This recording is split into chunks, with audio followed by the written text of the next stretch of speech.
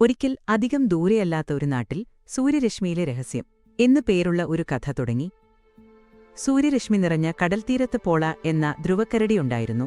നീലച്ചെവികളും തവിട്ട് നിറമുള്ള രോമങ്ങളുമുള്ള ചൂടുള്ള കെട്ടിപ്പിടുത്തം ഇഷ്ടപ്പെടുന്ന ഒരു നല്ല കരടിയായിരുന്നു പോള. അവൾ മഞ്ഞുതുള്ളികളുണ്ടാക്കുന്നതിൽ മിടുക്കിയായിരുന്നു, ഓരോന്നിനും ഓരോ രൂപം. ഒരു ദിവസം അവൾ ഒരു പ്രത്യേക മഞ്ഞുതുള്ളി കണ്ടെത്തി. അതിനൊരു രഹസ്യമുണ്ടായിരുന്നു.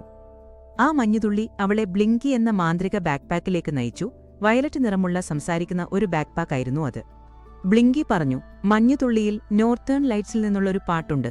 അത് കടൽത്തീരത്തിലെ ഒരു നിറം തിരികെ കൊണ്ടുവരാൻ ആവശ്യമാണ്. ഈ പാട്ട് പാടണം, എന്നാൽ ആ നിറം തിരികെ കിട്ടുകയുള്ളൂ. ബ്ലിങ്കി പറഞ്ഞു. പോളയുടെ സുഹൃത്തുക്കളായ എലേന, ജയ, വിക്ടർ എന്നിവരെക്കുറിച്ചും ബ്ലിങ്കിക്കറിയാമായിരുന്നു. രാജകുമാരിമാരെയും മൃദുവായ പുതപ്പുകളും ഇഷ്ടപ്പെടുന്ന എലേന, നൃത്തവും പാട്ടും ഇഷ്ടപ്പെടുന്ന ജയ, സൂപ്പർ ഹീറോകളെയും വീരകഥകളെയും ഇഷ്ടപ്പെടുന്ന വിക്ടർ എന്നിവരെക്കുറിച്ചെല്ലാം ബ്ലിങ്കിക്കറിയാമായിരുന്നു. അങ്ങനെ പോളയും ബ്ലിങ്കിയും യാത്ര പുറപ്പെട്ടു. യാത്രയിൽ അവർ മോബ് എന്ന ഒരു സുന്ദരനായ രാക്ഷസനെ കണ്ടുമുട്ടി. കിടക്കയുടെ അടിയിൽ താമസിക്കുന്ന നല്ല കഥകൾ പറയുന്ന ഒരു രാക്ഷസനായിരുന്നു അത്. മോബിന് 12 ഭാഷകൾ അറിയാമായിരുന്നു. കൂടാതെ അവൻ കളഞ്ഞുപോയ സോക്സുകൾ കണ്ടെത്തി ജോഡിയാക്കും. വരൂ, നമുക്ക് ആ നിറം കണ്ടെത്താം, മോബ് പറഞ്ഞു. അവന്റെ രോമങ്ങൾ ഒരു പുതപ്പ് പോലെ മൃദുലമായിരുന്നു. അവർ ഒരുമിച്ച് യാത്ര തുടർന്നു.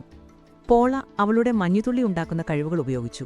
ബ്ലിങ്കി തന്റെ അത്ഭുതകരമായ കഴിവുകൾ പ്രയോജനപ്പെടുത്തി. മോബാകട്ടെ എല്ലാവർക്കും സുഖകരമായ അന്തരീക്ഷം നൽകി. അവർ ഒരു ഇരുണ്ട വനത്തിലെത്തി. അവിടെ കടൽത്തീരത്തിലെ നിറങ്ങൾ ഒളിപ്പിച്ചിരിക്കുകയായിരുന്നു. ഭയാനകമായൊരു കാടായിരുന്നു അത്. പോള അവളുടെ മഞ്ഞുതുള്ളികൾ പല രൂപത്തിലുണ്ടാക്കി വഴിയിലെ തടസ്സങ്ങൾ നീക്കി. ബ്ലിങ്കി തന്റെ ഉള്ളിലുള്ള സ്ഥലത്ത് ആവശ്യമുള്ളതെല്ലാം സൂക്ഷിച്ചു. അവിടെ ഒരു നൃത്തവേദി പോലുമുണ്ടായിരുന്നു. മോബ് എല്ലാവർക്കും മൃദുവായ പുതപ്പുകൾ നൽകി ഭയമകറ്റി. അവർ ഒരുമിച്ച് പ്രവർത്തിച്ചു. കാരണം അവർക്കറിയാമായിരുന്നു, ഓരോരുത്തരുടെയും കഴിവുകൾ ഒരുമിച്ച് ചേരുമ്പോഴാണ് അത്ഭുതങ്ങൾ സംഭവിക്കുക എന്ന്. അവർ നിറമൊളിപ്പിച്ച സ്ഥലത്തെത്തി.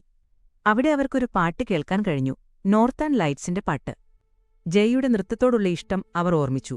ബ്ലിങ്കി ഒരു നൃത്തവേദിയുണ്ടാക്കി. മോബ് എല്ലാവർക്കും മൃദുലമായ പുതപ്പുകൾ നൽകി. പോള അവളുടെ മഞ്ഞുതുള്ളികൾ ഉപയോഗിച്ച് മനോഹരമായ രൂപങ്ങളുണ്ടാക്കി. എല്ലാവരും ആ പാട്ടിനൊപ്പം നൃത്തം ചെയ്തു. പാട്ടുകേട്ട് അവർ ആസ്വദിച്ചു. ആ പാട്ട് കേട്ടപ്പോൾ കടൽത്തീരത്തിലെ നിറങ്ങളെല്ലാം തിരികെ വന്നു. സൂര്യരശ്മി വീണ്ടും തിളങ്ങാൻ തുടങ്ങി. കടൽത്തീരം വർണ്ണാഭമായി. അവർ സന്തോഷത്തോടെ ചിരിച്ചു. പരസ്പരം സഹായിച്ചതിന്റെ സന്തോഷം അവരെ കൂടുതൽ സന്തോഷിപ്പിച്ചു. എല്ലാവർക്കും ഒരുമിച്ചിരുന്ന് സംസാരിക്കാനും ചിരിക്കാനും കഴിഞ്ഞു. അവസാനം അവർ ഒരുമിച്ചുകൂടി സ്നേഹത്തോടെ കെട്ടിപ്പിടിച്ചു. പോളയും കൂട്ടുകാരും അവരുടെ നല്ല പ്രവൃത്തികളോർത്ത് സന്തോഷിച്ചു. എല്ലാവർക്കും നല്ലൊരു ദിവസമായിരുന്നു അത്. നിങ്ങൾ എത്ര നല്ലൊരു കേൾവിക്കാരനാണെന്ന് നോക്കാം. നിങ്ങൾക്ക് താഴെ പറയുന്ന ചോദ്യത്തിന് ഉത്തരം നൽകാമോ? എന്തുകൊണ്ടാണ് പോളയും കൂട്ടുകാരും യാത്ര തിരിച്ചത്?